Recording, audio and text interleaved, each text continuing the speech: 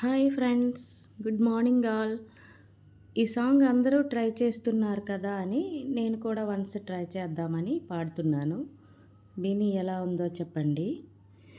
సందమామ ఊరిలో ఎన్నెలమ్మ వాడలో అచ్చ తెలుగు పుచ్చపూల పున్నమేలను